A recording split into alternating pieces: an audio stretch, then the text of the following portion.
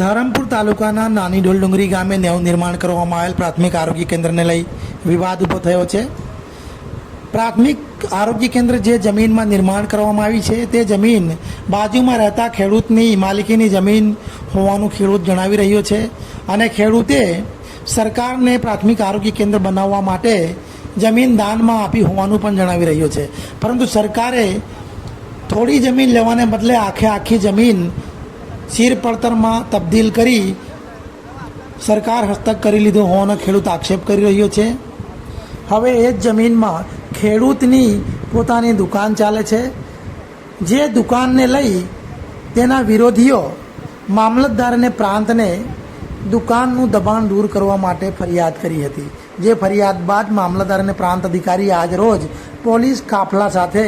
ઢોલડુંગરી પ્રાથમિક આરોગ્ય કેન્દ્ર પાસે પહોંચ્યા હતા અને સરકારી જમીનમાં રહેલ દુકાનનું દબાણ દૂર કરવાની કવાયત હાથ ધરી હતી, પરંતુ ત્યાં આવી પહોંચેલ આદિવાસી નેતા કલ્પેશ પટેલ પરિવારજનો અને આદિવાસી આગેવાનો સાથે દુકાનની સામે બેસી ગયા હતા અને ડિમોલેશન કરવાનો વિરોધ કર્યો હતો। જે આદિવાસી જોહર ધરમપુર તાલુકાનું નાની ઢોલડુંગરી ગામ અને ત્યાં પીએચસી સેન્ટર છે તે જગ્યા 22 ખેડૂત ખાતેદારોની હતી। તેમાંથી જે તે વખતે એક ખેડૂતે સંમતિ આપી હતી કે આ જગ્યામાં પીએચસી બને તો વાંધો નથી, અને અમે બી કહીએ છીએ કે આ જગ્યાએ પીએચસી હોવું જોઈએ, કારણ કે દરેક લોકોને ઉપયોગી છે, પરંતુ ખેડૂતોની માલિકીની જગ્યા હોય અને એ માલિકીની જગ્યા વહીવટીતંત્ર દ્વારા આખી પોતાના નામે કરી લેવામાં આવે તો સરકારી જગ્યા કરી દેવામાં આવે, તો સરકારી જગ્યાના નામે આજે જે એક દુકાનદાર પોતાની પેટી દોડી રહ્યો હતો,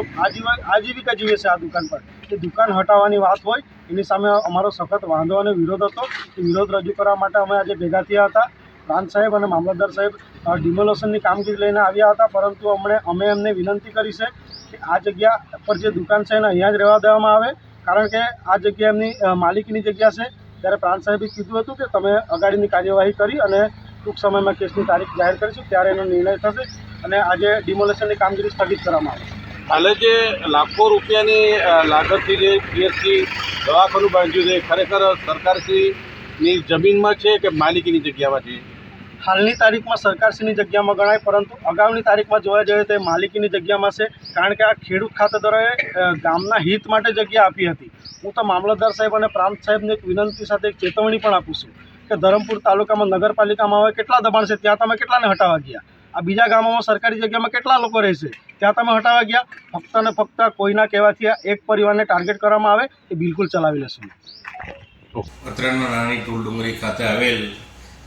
પીએચસીના બિલ્ડિંગનું બાંધકામ પૂર્ણ થયેલું છે અને ત્યાંના સરપંચ અને વડીલોની અમુક ગ્રામજનોની રજૂઆત હતી કે આ જગ્યાએ સરકારી જમીનમાં દુકાન કરી આનંદભાઈ પટેલ દ્વારા દબાણ કરવામાં આવેલ છે, જે અન્વયે કલમ 61 હેઠળની નોટિસ મામલતદારશ્રીને અત્રેથી આપવામાં આવેલ અને જાણ કરવામાં આવેલ કે આ સરકારી જગ્યા ખાલી કરો, એ બાબતની નોટિસો આપેલ અને તે સબબ આજે નાની ઢોલડુંગરી ખાતે ઉક્ત જગ્યાનું દબાણ દૂર કરવા માટે અત્રેથી ટીમ ગઈ। એ દરમિયાન આનંદભાઈ પટેલ દ્વારા એમના દ્વારા આ જમીન એમના વડવાઓની હતી અને એમણે આરોગ્ય કેન્દ્ર પૂરતી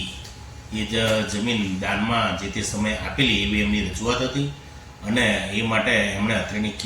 કચેરીમાં RTS કેસ 5 તારીખના રોજ અત્રે જમા કરેલ છે, એટલે જેનું અત્રેથી હિયરિંગ કરવામાં આવશે અને એ એમના દ્વારા જે પણ રજૂઆત કરવામાં આવે એને લક્ષમાં રાખી જે નિર્ણય લેવામાં આવશે અને ત્યારબાદ આ દબાણ અંગેની કાર્યવાહી કરવામાં આવશે।